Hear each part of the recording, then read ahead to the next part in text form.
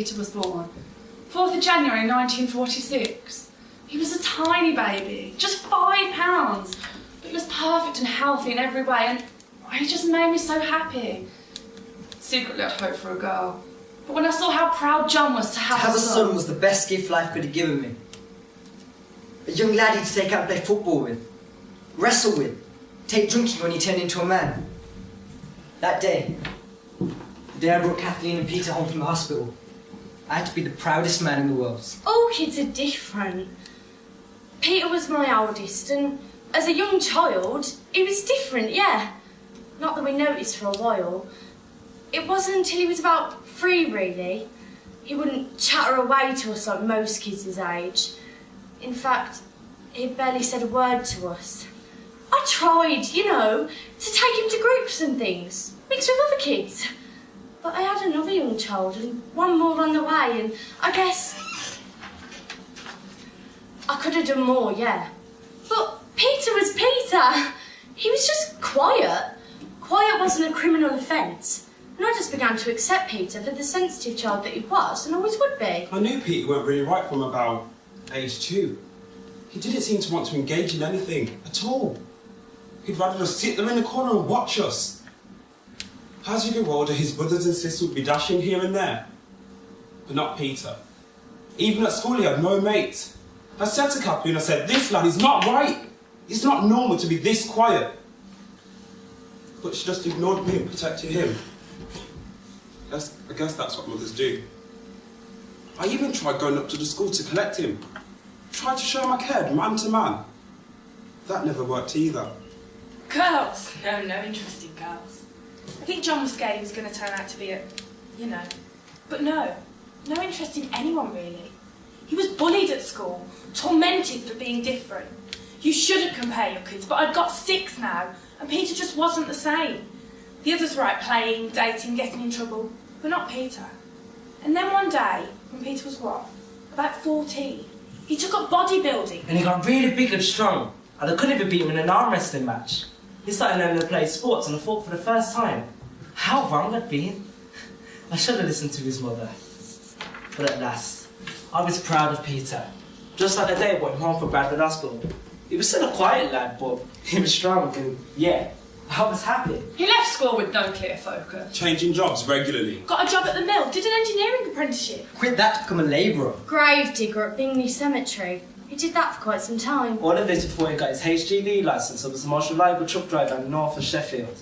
We never thought we'd have a relationship until Sonia.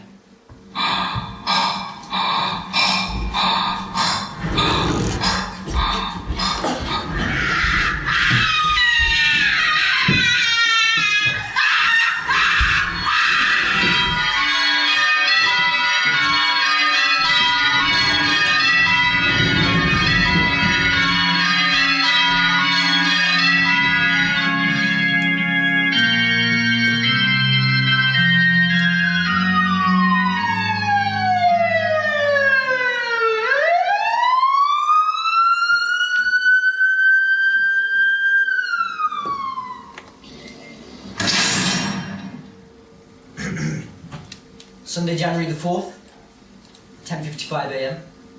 Present Chief Inspector George Smith and Mrs. Sonia Sutcliffe. Mrs. Sutcliffe, when did you first meet your husband, Mr. Peter Sutcliffe? I met him in 1967. I've known Peter for 15 years. I'm telling you, you've got the wrong man. Whatever it is you think he's done, he's never done a thing wrong. What's this all about? When did you marry Peter? 74. 10th of August 1974. Is this really relevant? Yes, it's relevant, Mrs. Sutcliffe. See, because the man you call your husband, the man you claim wouldn't hurt a fly. We have evidence that suggests we live a double life. A double life of a vicious and unrelenting murderer. Not possible!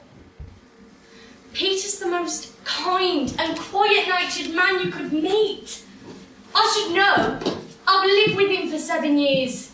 I think I'd know if I was married to a murderer. Tell me about your marriage, Sonia. Can I call you that? My marriage is fine. You've had a lot to deal with, though, haven't you? With the miscarriages. You can't have children, can you, Sonia? That must have put a lot of pressure on your relationship. It hasn't. Look, Peter and I both work hard. He's out a lot driving, and I've given up my job as a teacher so that we can spend more time together. We've moved recently, further out to the country. I'm working on setting up my own pottery business. So that Peter could hide away, you mean? No, so that we could spend more time together. I've told you that already. What does Peter do in the evenings? What do you mean? I mean, what does Peter do in the evenings? He works. Occasionally he goes out for a drink with his friend Trevor. Most of the time we sit at home and watch TV, like normal people. Look, he's a good man. He's never even raised his voice at me, let alone shown any indication of violence. You can't link him to these crimes you talk of. He's not the same man.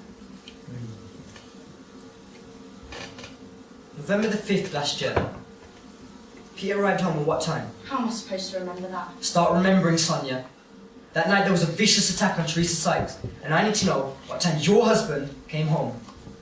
Tuesday, November the 5th. I remember that night. That girl was attacked, yeah. Pete came home from work. Must have been about 10 o'clock. He rarely gets in before then. Good, Sonia. Good work. Is that it? I can tell you anything you need to know. I know where Peter was. He was either with me or at work. You need to check with them too. They'll tell you what type of man he is. He's That'll not... be all, Sonia. Interview suspended, 2:24 p.m.